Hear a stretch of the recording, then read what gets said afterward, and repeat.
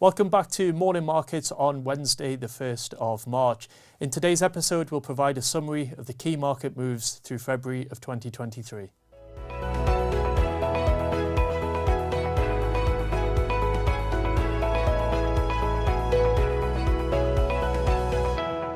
One of the key developments through February was the move in government bond yields across developed markets. At the turn of the year, bond yields eased materially as markets celebrated signs of inflation coming down. For context, the yield on a US Treasury bond eased from 3.8% to 3.5%, an outcome which was positive for bond returns, but also for equity returns as well.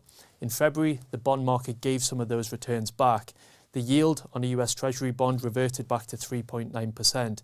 as we had recognition that whilst inflation's coming down, it wasn't coming down to the same degree as market expectations were setting out.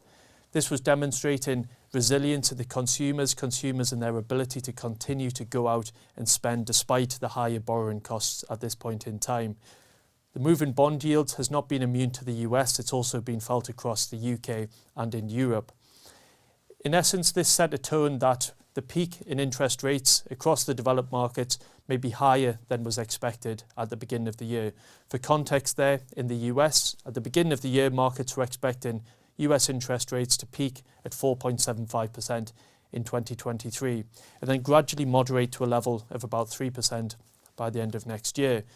Now the market expects a peak at 5.5%, so some 0.75% higher, to remain at this level through 2023 and to cut to around 3.75% by the end of next year. Here in the UK, markets were expecting a peak of 4.4% this year and cuts to be taking place in 2023, taking rates to a level of around 3.5% by the end of next year.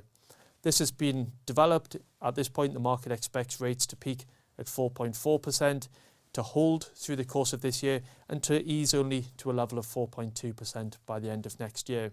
The shift in market expectations has largely been matched by the narrative which we've had from key central bankers, and this development will be very important to monitor through the course of March, where we'll receive further guidance from central bankers, but also formal economic projections and the dot plots from the Federal Reserve.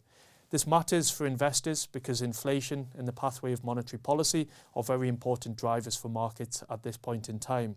There will be volatility along with the narrative as we get realised data to sit alongside market expectations, but the positive note to take away through all of this is inflation is continuing to come down at this point in time.